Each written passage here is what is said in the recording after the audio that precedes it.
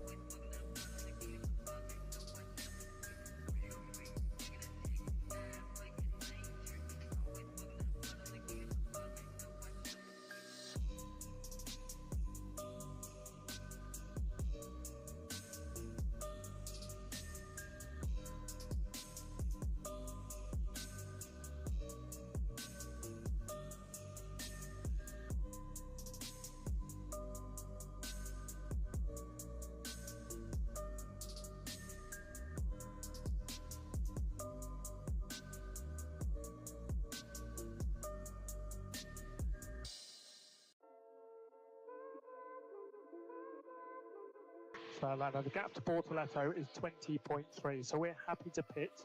If we're going to get passed by Oscar, we would pit before him. If not, we just keep going.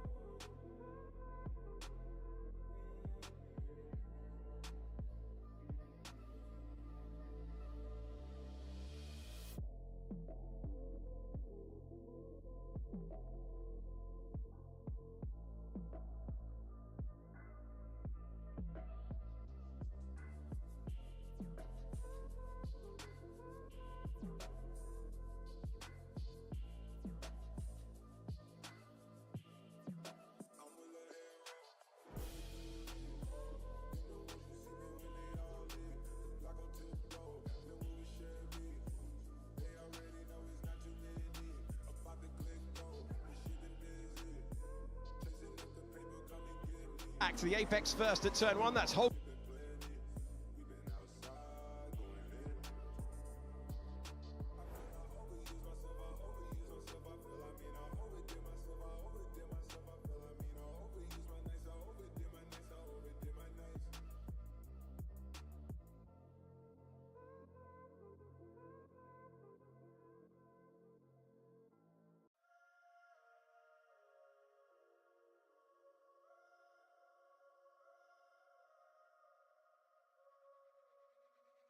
It's our sadness.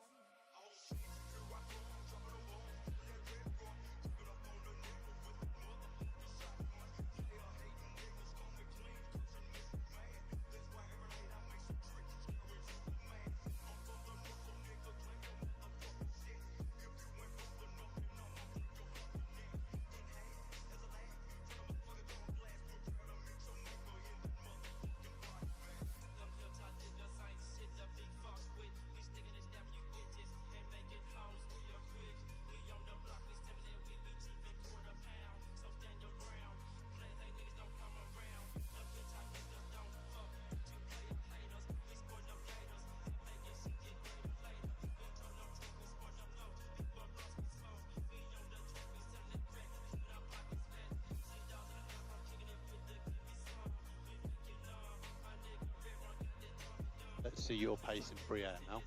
Yeah, okay, I have a flat spot. Understood. Let's see how the pace is.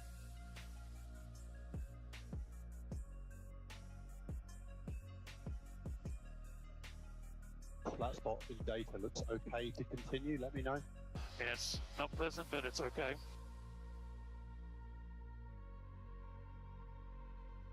Good question. Better to be 4 seconds behind Lando with more delta or 1.5 behind? 4 with delta.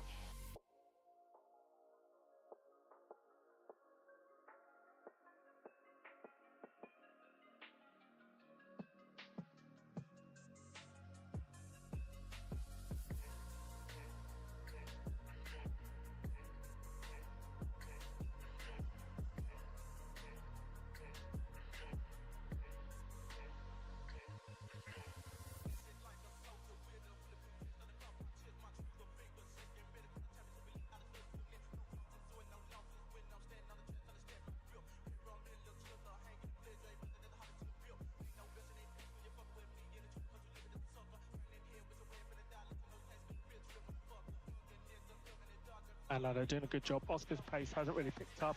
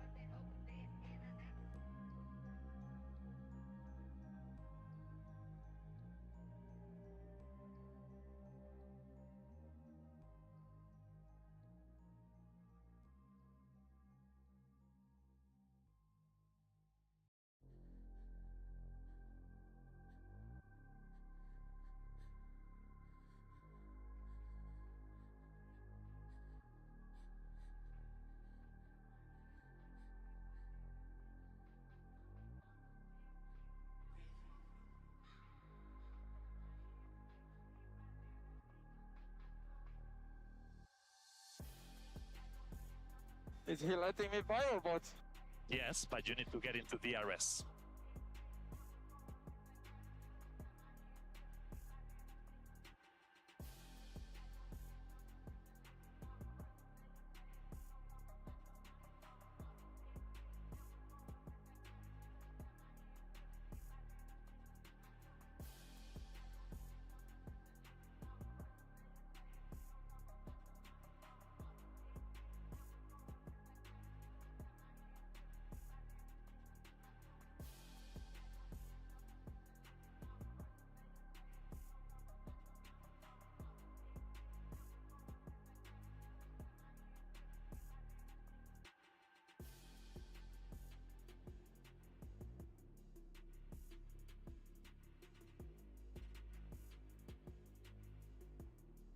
car as his rival, with a good as Norris or Piastri to make a drive-by clean move. You know, there has to be a level of risk. For Piastri there, it was a little bit late, it was a little bit half-hearted. Norris maybe turned in fractionally early, that put the squeeze on him that he wasn't quite expecting there, but there's 6.5 seconds between them. Let them get close and let's see what plays out. I think trying to second-guess drivers that are as good as these guys is difficult. Yeah, I just to expand on that as well, they're highly paid professionals. You've got to trust them. You know, it's been like the drivers walking into the design office and saying to the suspension designer, you know, don't make it too marginal. You know, there's a time where you just mind your own business, and I think that's one of those times. And actually, I think Norris opened the steering slightly as well as he got to the apex, probably realising that Oxley was coming in. So there's still a level of respect. We've had some great battles, swapping of positions as well between them, and they've been very fair, very respectful. Obviously, McLaren's rich half in Canada, they have to be.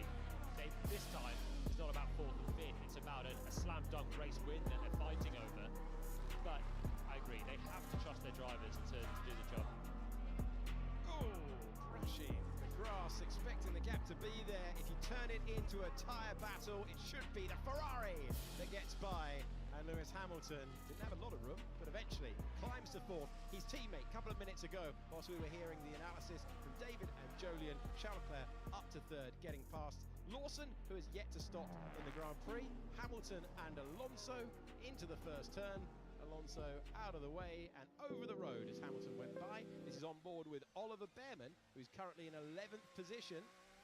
Yeah, another driver over the curb, DC. Yeah, little under rotation there, which just a bit of locking, and that took him wide, generated a bit of understeer.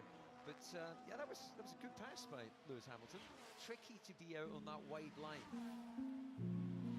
He's got the freshest tyres of anyone in the top 4. He's won just the one time here, back in 2016. I have no grip. Crazy.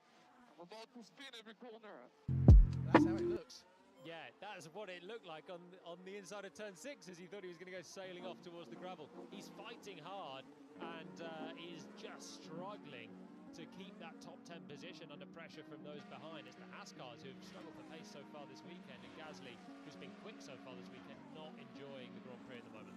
Colapinto with a late braking move into the 3rd turn. Sonoda trying to repay the favour on fresher tyres, and they make contact and they spin.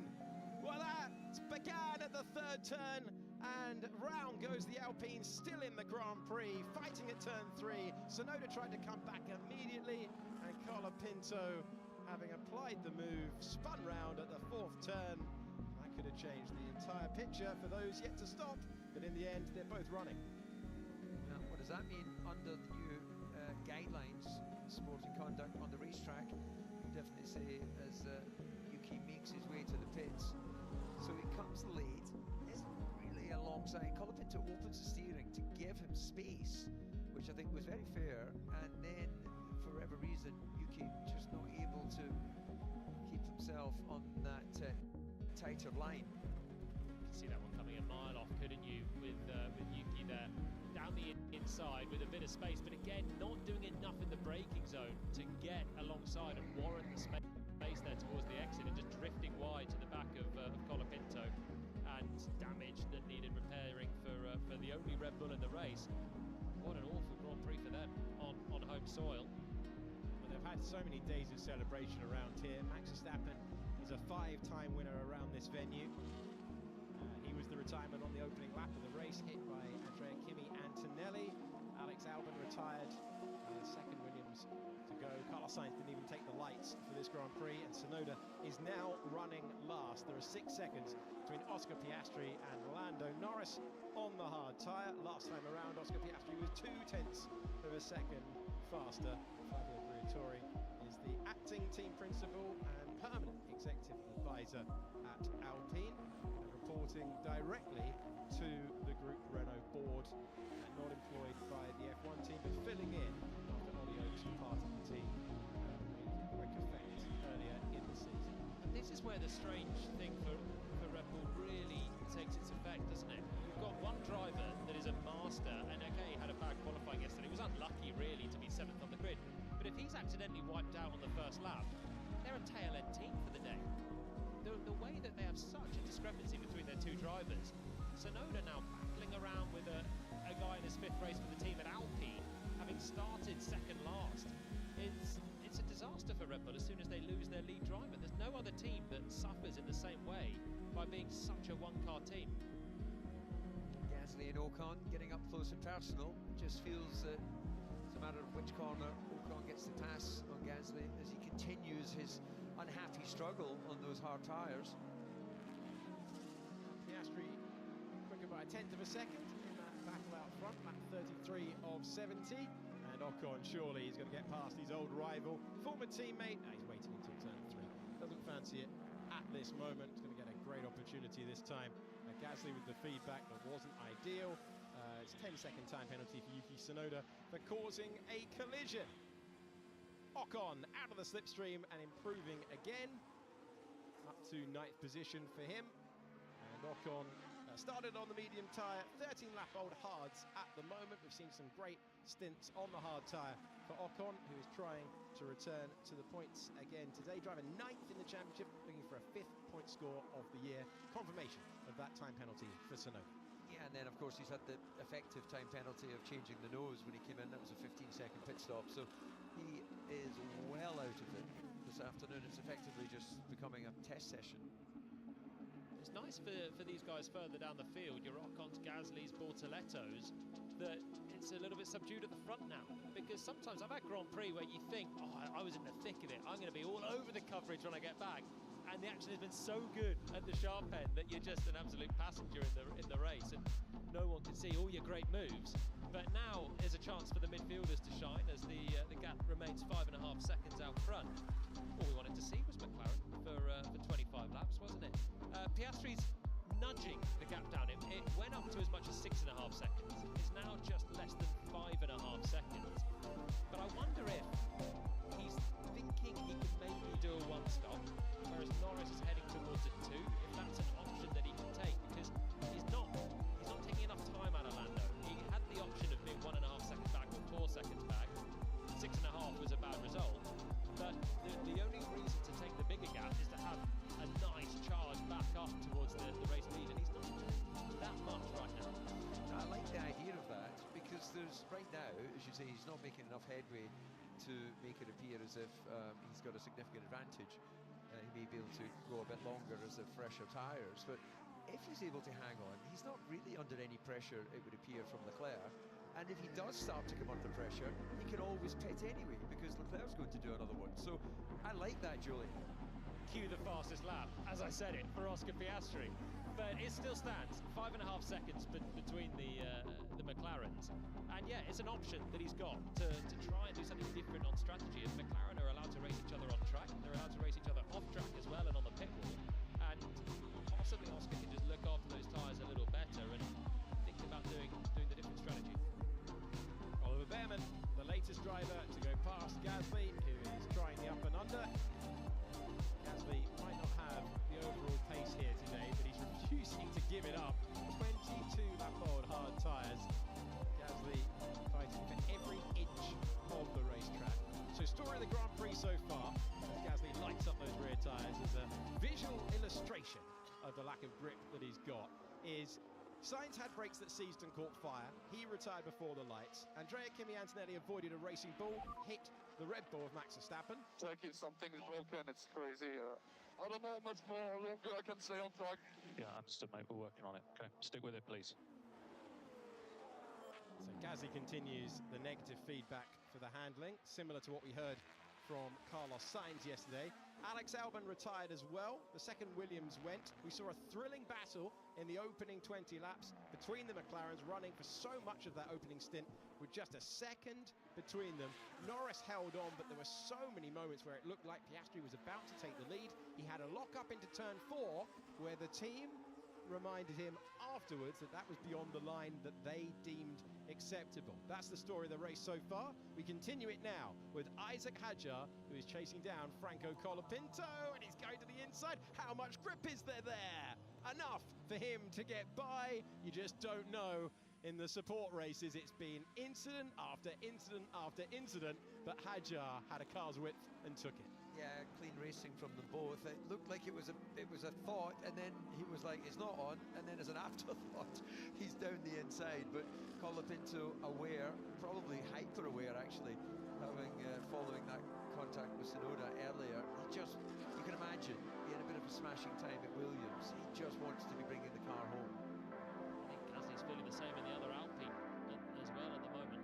Gasly's actually on fresher tyres than Behrman, who's just swapped him, and struggling. So it looks like it may well be something broken on his Alpine to be having such a miserable time. You could see the thought process playing out live, couldn't you, with Hadjar there up towards turn 3? Should I go outside? Oh, maybe inside. Oh, maybe not. Oh, go on then. And finally makes the pass. Nice bit of racing between them. Yeah, it was indeed. Kept it clean. And then we just saw there Lando Norris hanging out over the curb when they exited turn 7. That's a big risk for him to be taking. So that would rather suggest that he's running these tyres as hard as he can. 9.7 last time around for him, 9.4 for Piastri, who's just, as you said earlier, Oscar, feedback from the pit wall. The manoeuvre in turn 4 with the front lockup was too marginal. We can't do that again. Per lap at the moment. It's on average just sneaking down, but it's got.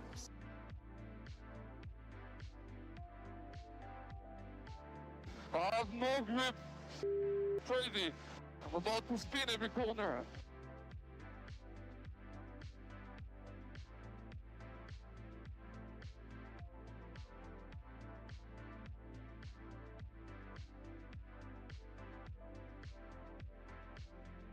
Turkey, something's broken, it's crazy.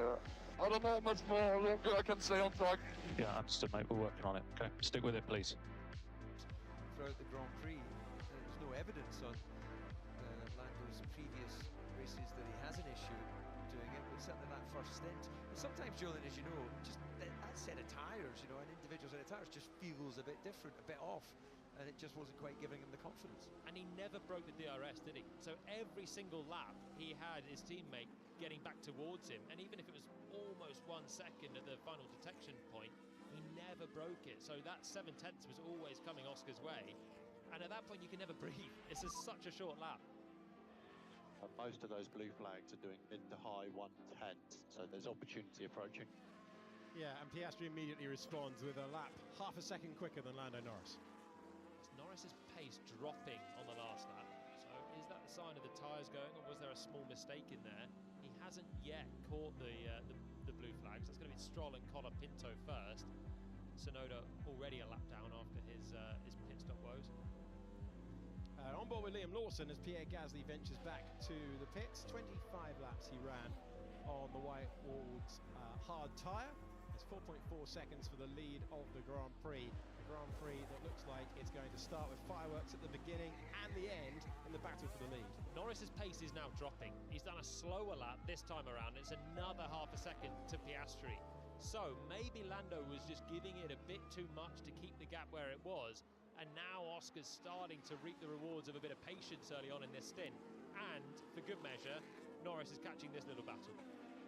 So Lance Stroll is in 13th, Franco Colapinto in 14th. The drivers that you're looking at are mandated by the rulebook to get out of the way by the blue flag for those at the head of the race. That is there. You can only ignore 3 of them. But you have got a driver in Colapinto who hasn't yet done a full season and has had the experience of being spun round earlier on, using all of the road as Lando Norris comes up to lap. Not a good part of the circuit for Norris to find the blue flags as well. Difficult for the drivers to let him through at 6 and 7. Colapinto should jump out of the way here, and he's going to come into the pits, which is even worse. That is worse, isn't it? Because he's got the right to take his apex, but he's doing it at much slower speed. So let's just see what the damage in the lap time. Oh, wow. That is a hugely consequential moment because it's just a quirk of the racetrack. That's where you peel into the pit lane. You have to scrub off the speed. Franco Colapinto coming in after being passed by the Aston Martin, and it cost him the gap of 4.3 down to 3.3, and Piastri is reeling in his rival for the title. Yeah, this is in a few laps' time going to get interesting. Quite a, 2, 3, 4 laps before he's going to get get some more traffic. Well, actually a bit sooner than that, isn't he? He's got that Aston right in front of him. Where you get the traffic is just completely random, of course. Yeah, 1 second. He's been taking hundreds and hundreds, then half a second chunks, and then the full second there on lap 40 as Norris caught Colapinto coming into the pits, and suddenly Piastri can now sense this is his time to go, and Norris will be able to look in the mirrors and see a flash of papaya there as well, and he'll know, oh no, it's back on, I've got to take some heat once again. Yeah, well, if this had been the colour of these cars back when I was racing, I wouldn't have known it was papaya. I would have just thought it was an orange car, but it's sort of, they've educated me with a new name for a new colour. Orange rules doesn't have the same ring though, does it? That's true. That's absolutely true. Well, I guess if they've taken the time to give Piastri a warning on his attempt to overtake when they were well separated, I suspect they might get on the blower again before he gets anywhere close to engaging with Norris, which I think would be hard because you want to let these guys get on with the racing. But this time he's got a bigger tyre advantage, and I think if Piastri can get closer, he'll have a better chance to pass, and this is all about the patience and the choice he was given on the team radio. Do you want to drop back and then have a bigger tyre advantage? He's taken that choice, and now when he gets there, he will have more grip, which he didn't have when they both started on new mediums at the start of the race. I would have thought when Piastri gets close, Norris will pit and take a second stop and gun it to the end, and then it will be a choice for Oscar if he wants to do a two-stop or if he wants to try and hold out for a one. Yeah, it's a long way to go, but I don't think he's by the evidence here, he's not going to beat Norris on his individual pace, so he's got to try and do something different. Big decisions, because this feels like a Grand Prix that by the end of the year we will list as hugely important to the destination for who becomes, if it is to be a new driver. And Max Verstappen is out today after clawing 10 points, after clawing more points back, 18 he scored up against Lando Norris in the last Grand Prix to make it a three-car battle for the title. Is he just quicker everywhere now? Well, He's mainly quicker at high speed. We'll just see with this loss of traffic. But we've only had 34 world champions in the history of Formula One. Oscar Piastri, Lando Norris know that it is turning into an exclusive battle between the McLaren pair. But what tone in the radio message from Lando Norris there? Is he quicker everywhere as he feels his teammate get closer and closer and closer? The ominous tone in that radio message. The confidence that he's had through the weekend, the spring in his step, from the moment he jumped into the car in FP2, it seems to have gone from him now as he realises that I think today Piastri is the quicker McLaren driver, but Norris has the track position, so he's just got to keep it. The gap goes up on this lap as Piastri gets a little bit stuck there behind Stroll. And our goal here is obvious, we just keep Oscar out of our DRS. Oscar Piastri gets past Lance Stroll, puts a lap on him. The gap has remained at 3.3. A brilliant battle earlier on, not just because they were close, not just because they were racing each other again after what happened in Canada, but because you could see from the trackside cameras how much of the road they were using to push each other further and further and faster. And Lando Norris is trying to improve back to the top step for the third time this year. His teammate has 5 wins. Lando Norris knows that this is a massively important stint in his quest to be the world champion. Hulkenberg coming out of the pits right in between them is a nice thing for Norris as well here, because actually Hulkenberg's come out on some fresh mediums and he's not going to be too slow at this stage. He's not going to be that easy to lap for Piastri, who's now on 20-lap-old hard tyres. So he will get the blue flags at some point, but it's going to be just a distraction for Piastri, who only wants to look up and see the race leader.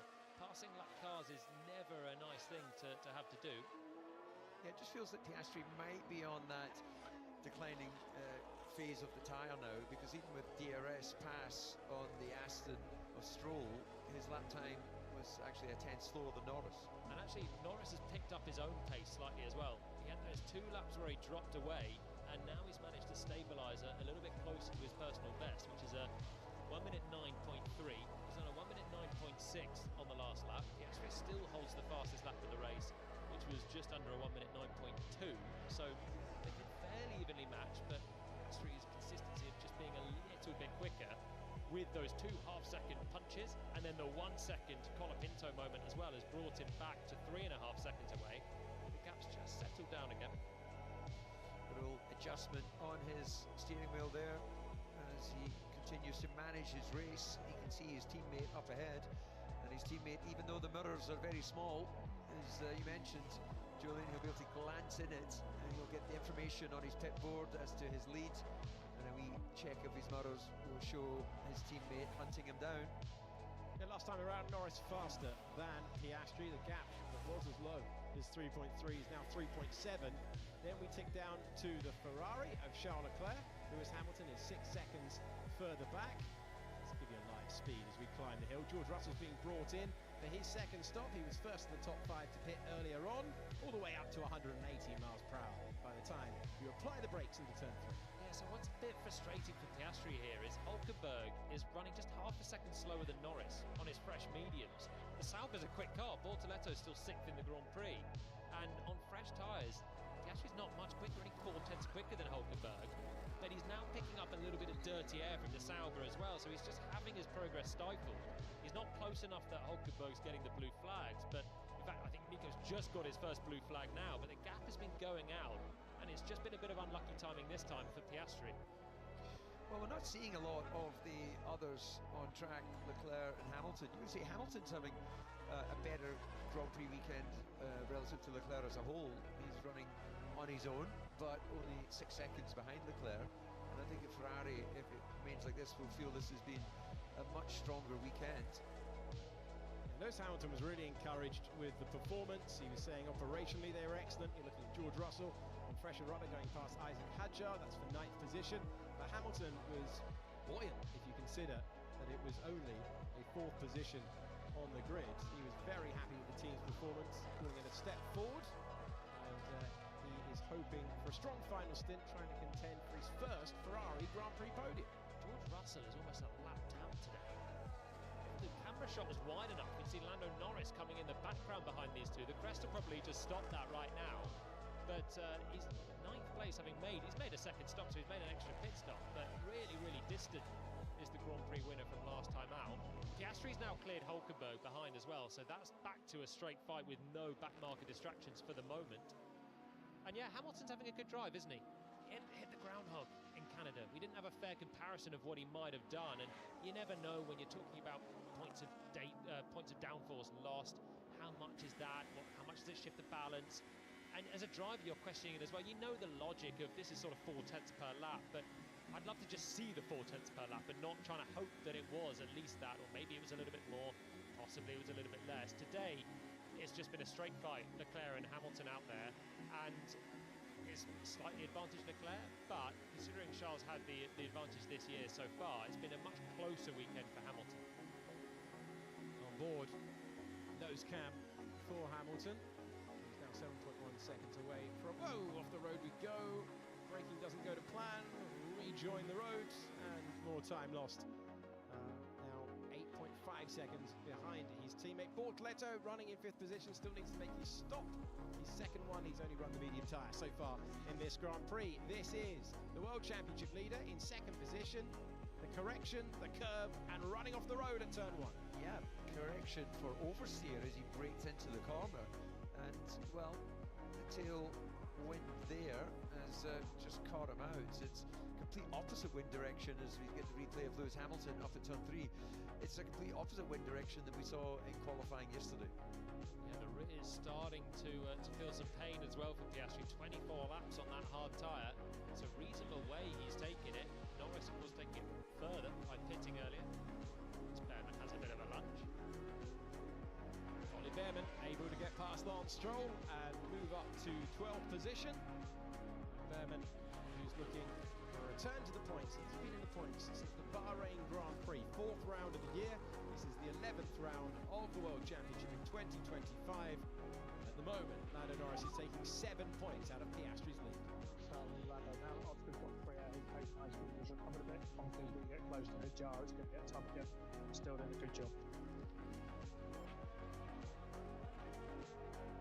Piastri went for deliberate tactics at the start of the Grand Prix to not let Norris have any breathing space. It's been a lot easier for Norris to manage a gap than it was to try and keep him behind, but that is not straightforward through the first turn. It's so nice to see all of the drivers fighting the cars, though. Nothing looks easy to drive. That first stint was just amazing to watch. The two nose to tail and scrabbling around for rear grip. We've seen Piastri lose it on the way into turn 1, Norris fighting it through the apex of turn 1. Leclerc gets off his hard tyres, which had done fewer laps than the McLarens are on. So Ferrari locking in that two-stopper right now. Surely McLaren will pit at some point soon, although they're really just in a fight of their own at the moment. Yeah, and Leclerc comes out into complete clean air. His teammate Hamilton's up at turn 3, so when he pits, he'll drop behind him. And then you've got to go all the way down to Ocon, who's just passing the start-finish now. So Leclerc's going to be singing all by myself. A strange, lonely race for him, but he'll be happy if it ends in a podium. Portoletto, big pit stop in his Formula 1 career, and for Sauber, trying to score points with both cars. They're pumped up to be back in contention for points in Formula 1. 2.2 seconds. What a stop. It's going right for Sauber at the moment. You can certainly tell that Jonathan Wheatley has taken over as team principal there. Their pit stops that were farcical a year ago are now rapid. Is my pace really bad? Because the tyres are fine. And we box now for fastest race, optimal race. Yeah, my tyres are okay. Can I extend? How many more laps left? And on still box 20 laps. I don't want to stop. 20 laps left. So I think someone might need to tell Ferrari at some point it's not necessarily about the fastest race, it's about the best position at the end. There's an idea. But the way they pitted Leclerc in Canada was about taking the fastest race, but they took out any chance of finishing higher than 6th. So back in Canada, they were leaving him out. If there'd been an intervention of a safety car, it would have brought him back into play, would have given him a cheaper pit stop. By pitting him when they did, they went for the fastest race, but they guaranteed that there would be no opportunity for a better result. Definitely sounded like Hamilton was going, I can do 20 laps on these tyres. Now, he can't possibly know whether he'll hit the cliff, as we used to refer it in days gone by for Pirelli, but he couldn't have been any clearer that he wanted to stay out. And why pit? Hamilton will now finish 4th in this race. If he stays out and there's a red flag or a safety car, he might do better. And this is exactly the same thing as befell Leclerc in Canada. It's the fastest race, but try and finish higher. Don't worry about your race time. Worry about your race position. Maybe you're just being too optimistic. You're you know, always looking on what the potential might be. Have a little hope. Yes, exactly. My word, it was you guys against positive thinking yesterday. We've had a sea change into Grand Prix Sunday. We're against the negative approach today. I know Norris was all over the road on the exit of turn 4. He is still giving it everything because Piastri is about to bring the fight. Are we going to see a replay of what we saw last year, where the Grand Prix had some excitement at the start, we had a cycle through the pit stops, and then at the end it all came alive. High pressure pit stop for McLaren. They were slightly slow with both cars last time around. The race leader is in for a defining pit stop. Was that message that was put on the screen, did it say this is a Germany situation? It was indeed. Yeah, so just delve into your memory banks then. What was that situation? They have referenced it before. Maybe it's just code. Yeah, they do like that code. They have mentioned it before. Cycle through the memory banks, DC. You'll get some clearer air. Let's use the pace. We should be in at the end of this lap. Norris emerges crucially ahead of Tsunoda, so he's not going to have any impeded outlap. Piastri would have really loved on his in-lap. It wouldn't have been enough to jump him with the used tyre now, but might have brought him out closer after Oscar's stop, which should be in a few corners' time. So on board with Oscar Piastri.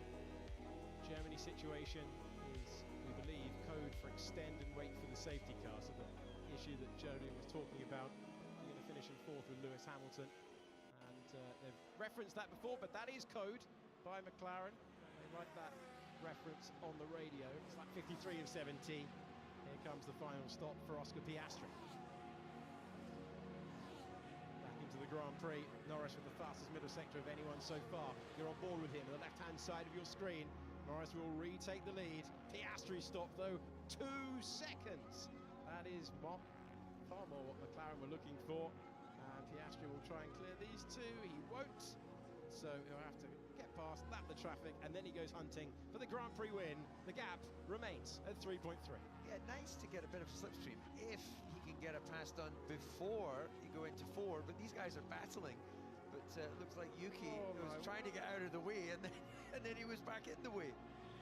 Sonoda and Colapinto forces Oscar Piastri onto the grass at high speed. The battle further back in the pack, nearly interrupting the first two in the race. Get out of the way.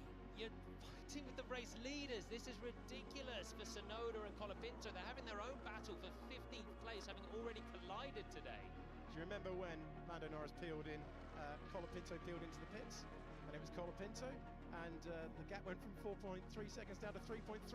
Well, this is how it went from 3.3 to 4.3 again. So I thought Yuki was taking a wide line because he knew that was Oscar there, and then he cuts back across the front of him. And then Colapinto must have been completely unsighted. So I can't see how he can get away without some sort of penalty for that. You can't drive someone off the track. It's woeful, isn't it? You can't drive someone off the track and you're a lap down. You're not even racing him.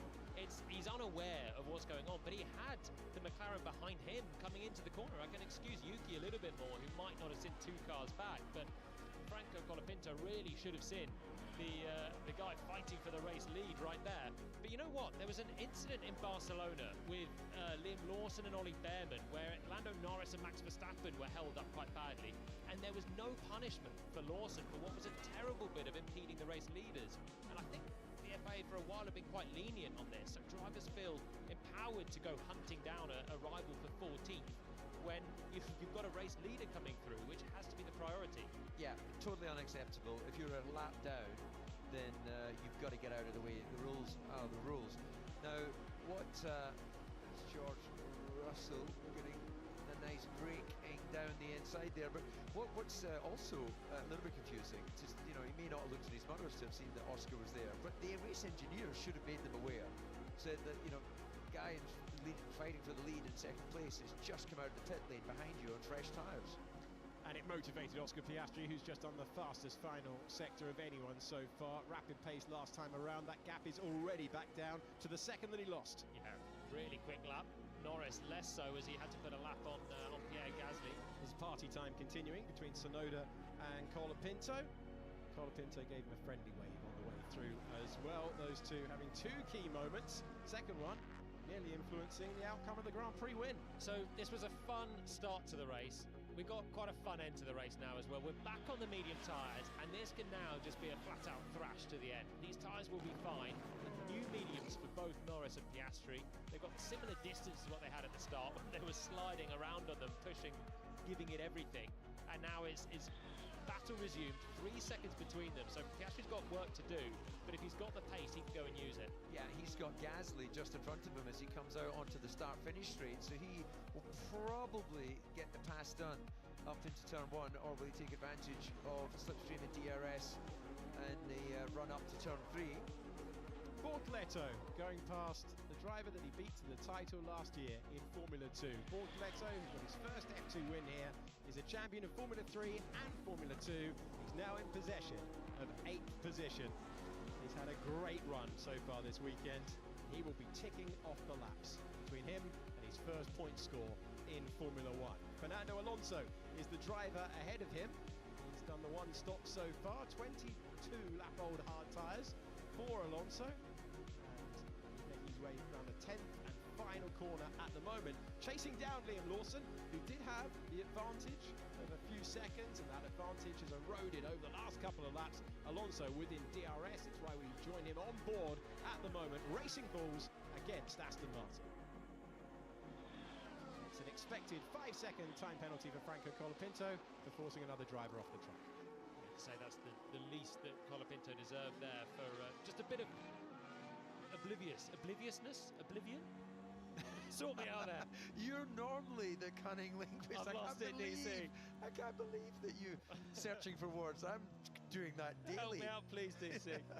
Well, he needs to use those little things strapped to the side of the car called mirrors, which has got about 15 R's the way I say it. The vocab chat continues, and Colapinto, he's got the 5-second penalty. Sonoda's got the 10-second penalty for spinning around the Argentine driver earlier on. The top 5 have all made their second and final stops. It's a one-stop race for Lawson and Alonso. You're looking at that battle at the moment. Lawson for looking for just his second point score of the season so far, and Alonso wants to keep that run going. Alonso, who started today in 11th position. This is an overtake for Nico Hülkenberg. Sauber have turned the page on a tough couple of years. The team that will become Audi, both cars in the points right now. Hunting in packs, those two, aren't they? Yeah, they're not too far apart on track. So this is a really, well, it's been a strong weekend for Bortoletti, full stop, and it's been a good comeback from Hülkenberg after the disappointment of qualifying. And they should get back to Lawson and Alonso here for a potential 6th and 7th. These two are one-stopping. The Saubers have done 2 pit stops. Esteban Ocon drifting one to the inside of Isaac Hadjar. Hadjar on that one stop on fading rubber, and Ocon on 7-lap-old hard tyres has the place, has the point. He's 2.2 seconds away from Hülkenberg, who is chasing down his teammate.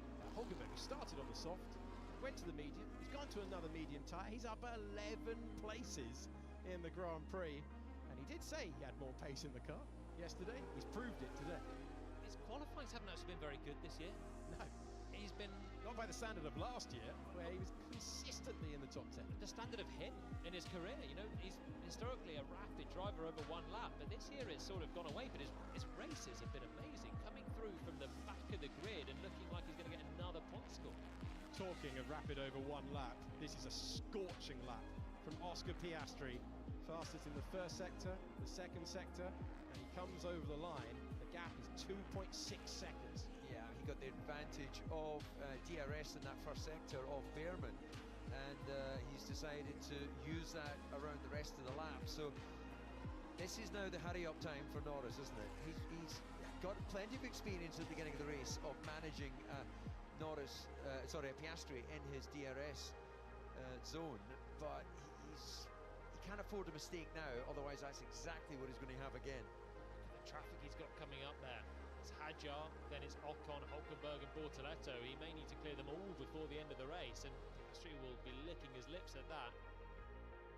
So Fernando Alonso remains within a second of Liam Lawson. The Saubers are much quicker than Fernando Alonso. They're reeling him in, but we're going to get a second act in the McLaren battle for the lead.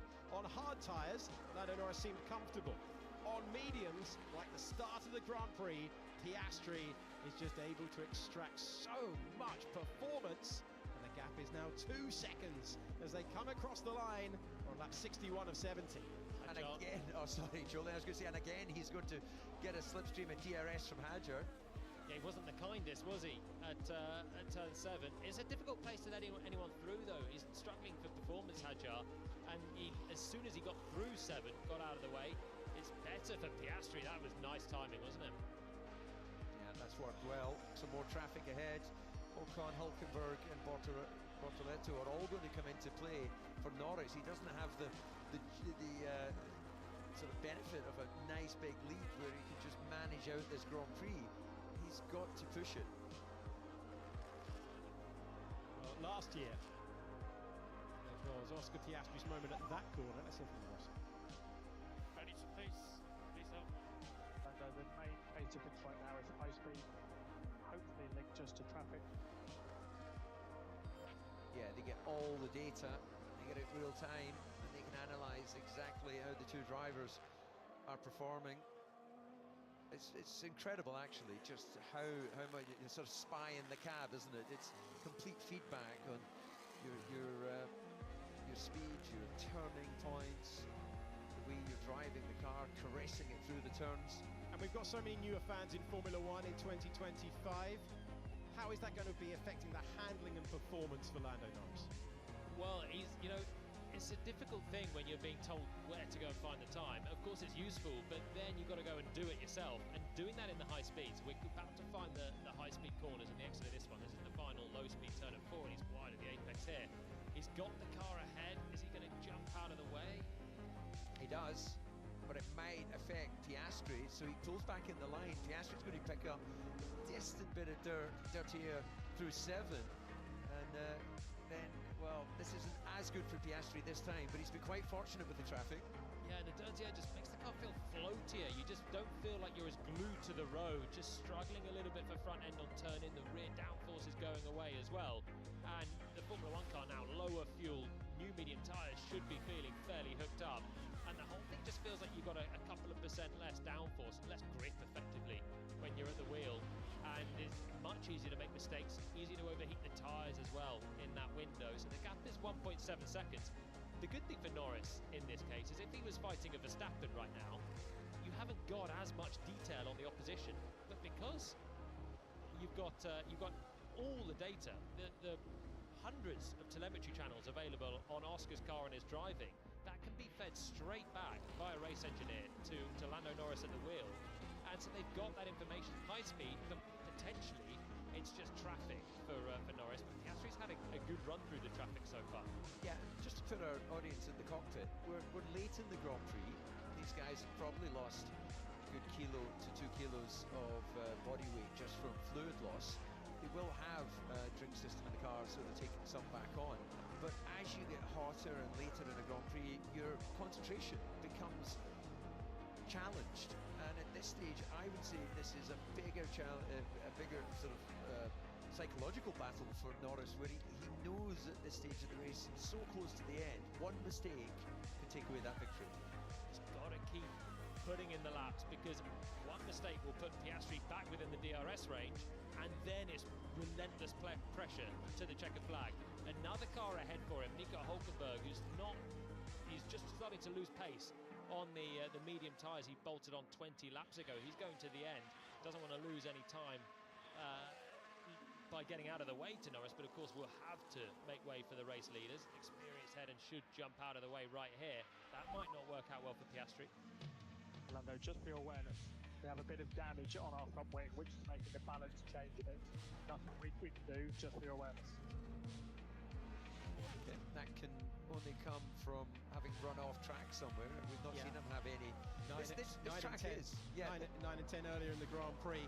That was a big moment, wasn't it, when Piastri was right there underneath his gearbox. Yeah, absolutely. This track is hard on cars, there's no question. The rumble strip, the gravel, and we've seen all the way through qualifying various cars being patched up with silver tape. They can't do that, of course, during the Grand Prix. I don't know if I'd want to tell him that. With 5 laps to go and a 2-second gap, knowing now that your car's got damage, it must be small damage, but carrying that in your mind, thinking, oh no, I'm driving a hobbled car now, I've got my teammate back on my tail, he's cleared Hülkenberg, and it's a straight fight now, potentially to the flag. They might catch some more back markers right on the final lap, but I don't want to know that really if I'm Norris, unless it's going to be suddenly spewing the car into massive oversteer like Gasly was complaining of. If it's just a little bit of this, a little bit of that, I'll just deal with it for 5 laps. Yeah, I think you're right. Maybe they need to counterbalance it by sending him some positivity. You're a handsome man, you're a multi-millionaire, you're driving one of the best cars in Formula 1, and you're leading. And he's getting closer and closer and closer to his first win in the Austrian Grand Prix, and a win today would tie with Oscar Piastri. Piastri has 7 wins in Formula 1, Norris has 6. Norris had that breakthrough moment. Piastri has had the form in 2025. We have seen Grand Prix settled on the last lap here in the past. The battle between Nico Rosberg. Look how much Piastri is trying all over the curb through the exit of the first chicane, as we have 5 laps to go. But it was this corner back in 2016. It was Mercedes versus Mercedes then. Now in 2025, McLaren versus McLaren. Crucially, here's the question. As Lando Norris on the racetrack gets closer and closer to Bortoleto, and the battle between Bortoleto, Alonso and Lawson that could be 3 cars line astern, can Piastri get back to a second? Can he get within DRS and give us a second grandstand finish for the Austrian Grand Prix in a row? Bortoletto's going to catch Alonso and Lawson, which is going to slow them all up back towards the race leader, and that's got to be Piastri's hope. Norris just getting over the top of that sausage curve there at the exit of turn 3 on that last lap. Yeah, he's pushing. As I say, I laugh because I'm thinking to myself, well, are you surprised? But it's just confirmation that he's not sort of stroking it home. He is on the edge. And this entire race for the McLaren team will have been on the edge. They know that they have the most effective car. Sometimes temperature can change the game. They're coming off the back of their worst Grand Prix of the year. As Lando Norris again gets all over that curve on the exit of 3. They missed out on the podium for the first time as a team at the last race. They are 1 and 2 as it stands. Lap 67 of 70. The gap is 1.9 seconds. Oliver Behrman is up against Isaac Hadjar. That's the battle in the left-hand side of your screen. Both of those drivers out of the points. And Lando, you need corner discipline. Turn 1, turn 3. Pace and high speed is good. So I think that might have been a result of that wide moment. Get that radio, he's been reminded, no need to use all of the curbs, but he knows the pressure that Piastri can bring. Does he have the tyres? Does he have the chance? Here's the complicating factor. It's Liam Lawson, Fernando Alonso and Gabriel Bortoleto in a line racing for serious points. If you consider the context of all of their seasons so far, Bortoleto has the freshest tyres, but he's currently P8. We're going to climb the hill all the way up to the 30 metres, and he finds himself standing on the brakes. He knows he's got the tyre advantage, and the reigning Formula 2 champion is hunting down Fernando Alonso, who's part of his management team. What a weekend Bortoleto is having. Can he find his way by? You can see the state of Alonso's tyres. They're not in the best nick. Alonso a little bit wider there in 4, but it's just a question of when Bortoleto, I think we joined him as Bortoleto loses downforce in 6, and you see he has double correction, so he's dropped back a bit. But I think when we joined him on the onboard earlier, he'd had an attempt on Alonso into turn 1 and bailed out of it, which delayed his attack. But he's just going to have a bit of patience, wait until the exit of turn 1. He was careful at turn 3 there as well on that last lap, and look how quickly Norris is catching this battle as well. Bortoleto close up towards turn 1. You don't want to pass there because you'll just be eaten up on the exit on the run up towards turn 3. This is going to be your better chance now with Bortoleto. They want to catch Lawson. Bortoleto wants to catch Lawson up the road in the white RB there, who's having the race of his life. And you see Yuki Tsunoda getting well out of the way of that battle, getting laps as here comes the battle continues all the way down to 4. The dive bomb move from Bortoleto. Alonso's got the longest ever Formula 1 career. He saw that one coming and retook the place. That was pure racecraft up against Pirelli tyre grip. But these corners, it's all about the traction that you've got. How brave is Bortoleto feeling? And that door was always going to close. Lando Norris will be right with this pair now. Lando Norris does not want these two scrapping ahead. The gap is 1.5, 1.4, it'll be 1.3 as Bortoleto is restricted to Fernando Alonso's pace, and now he has to get out of the way. That was the engine note that you heard as he pulls out of the way of our race leader. Fernando Alonso is ahead, he'll have to do the same, and then Lando Norris will get a little bit of clear racetrack. Yeah, this might neutralise out the fact that now Lando's going to get DRS off the back of Fernando.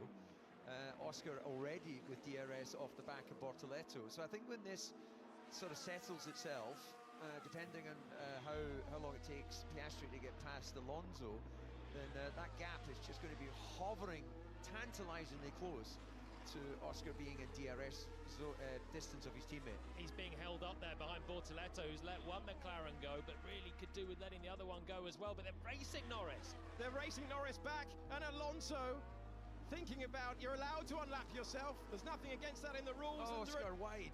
And a lock-up for Oscar Piastri will end it as a contest. The lap cars have played their part today. It was a brilliant effort from Oscar Piastri taking the charge to Lando Norris early on. But at the end of the Grand Prix, there's enough of a buffer, and Lando Norris is nearly home. The resistance is complete. Piastri asked so many questions, and Lando had the answers. The British driver comes out of the final corner. Lando Norris wins the Austrian Grand Prix in a massive result for the World Championship. He kept his teammates at bay. Over the line further back, Alonso beat Bortoleto to 7th position. Hülkenberg was in 9th and Ocon in 10th. It's a McLaren 1-2. Norris has won the Grand Prix by 2.6 seconds. Charles Leclerc completes the podium, and we had a great battle at the start. We didn't get that grandstand finish at the end, Jolien. It was hard work, though. It was hard work for Norris to get there. The traffic just makes things so uncomfortable here. If you catch drivers in the first half of the lap, you're sailing. With DRS, you're breezing away. If you catch them in the second half of the lap, you're compromised. But Piastri was stuck the whole lap there behind Bortoleto. I don't think he had enough laps anyway to do it at the end. What a race. What a race. This is what we want to see. Two drivers evenly matched, going at it for 70 laps. The first 20 were breathtaking. The last 10